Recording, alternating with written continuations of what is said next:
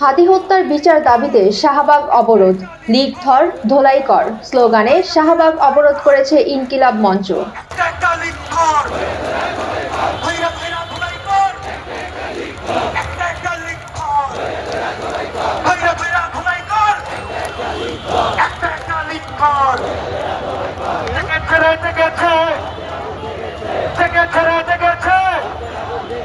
ছাত্র সমাজ থেকে